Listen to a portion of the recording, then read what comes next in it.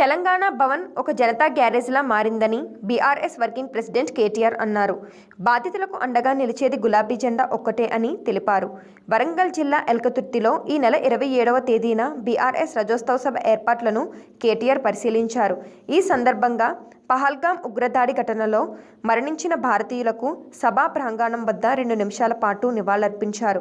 అనంతరం ఆయన మాట్లాడుతూ తెలంగాణ రాష్ట్ర ఏర్పాటుకు ఒక ఉద్యమ సంస్థగా ఏర్పడి బోధించు, సమీకరించు, పోరాడు అనే ప్రజాస్వామ్య పద్ధతిలో తెలంగాణను సాధించాలనే నినాదంతో పురుడు పోసుకుంటున్న సంస్థ టీఆర్ఎస్ అని తెలిపారు. హిమాలయాల స్థాయికి తెలంగాణను తీసుకొచ్చి పార్టీ బీఆర్ఎస్ అని అన్నారు. ప్రజలు ఇచ్చిన బాధ్యతను అద్భుతంగా నిర్వహిస్తున్న పార్టీ బీఆర్ఎస్ అని తెలిపారు. దేశం మొత్తంలో గుర్తింపు తెచ్చుకున్న పార్టీ బీఆర్ఎస్ అని పేర్కొన్నారు. తెలంగాణ ప్రజల గుండె ధైర్యం గులాబీ జెండా అని చెప్పారు. రాష్ట్రంలో ఏ వర్గ ప్రజలు కష్టమొచ్చినా తెలంగాణ భవన్కు వస్తున్నారని అన్నారు. జనతా గ్యారేజీ మాదిరిగా ప్రజల కోసం పనిచేస్తున్న పార్టీ బీఆర్ఎస్ అని వ్యాఖ్యానించారు. రాష్ట్ర ప్రజలందరూ గులాబీ జెండాకు జై కొడుతున్నారని చెప్పారు. రజోత్సవ సభకు వరంగల్ వేదిక కావటం గర్వకారణమని కేటీఆర్ అన్నారు. ఎల్కతుర్తి సభకు వచ్చేవారికి ఎలాంటి ఇబ్బంది లేకుండా 1000 ఎకరాల్లో పార్కింగ్ సౌకర్యం ఏర్పాటు చేశామని చెప్పారు. 30-40 వేల వాహనాలు వచ్చినా ఎలాంటి ఇబ్బంది ఉండదన్నారు.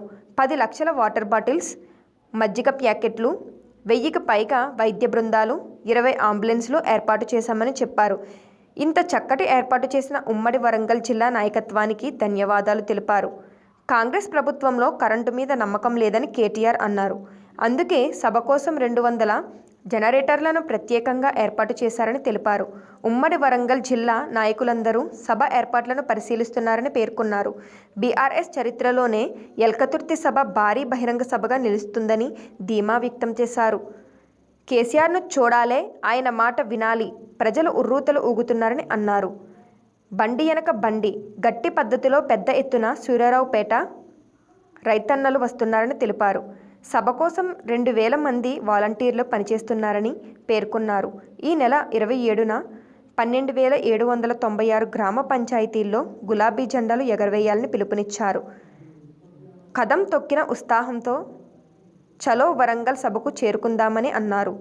కాంగ్రెస్ అరాచక పాలనను వరంగల్ సభలో ఎండగడదామని అన్నారు. 11 ఏళ్లుగా బీజేపీ తెలంగాణకు అన్యాయం చేస్తుందని కేటీఆర్ విమర్శించారు. కేసీఆర్ సందేహాన్ని గులాబీ సైనికులు ప్రతి గ్రామానికి చేర్చాలని సూచించారు. నిన్న జమ్మూ అండ్ కాశ్మీర్లో జరిగిన టెర్రరిస్టు దాడి ఏదైతే ఉందో అందులో మరణించిన 27 మంది భారతీయులకి నివాళిగా ముందు ఒక 2 నిమిషాలు అందరం కూడా లేచి మౌనం పాటించి ఆ తర్వాత మిగతా కార్యక్రమం చేసుకుంటాం. హాయ్ ఎవ్రీవన్, నేను మీ Pavani. Please like, share and subscribe GRTV. Hi, I'm Jyoti Singh. Please like and subscribe GRTV channel. అందరికీ నమస్కారం, నా పేరు Sambit. Please like and subscribe GRTV. Thank you.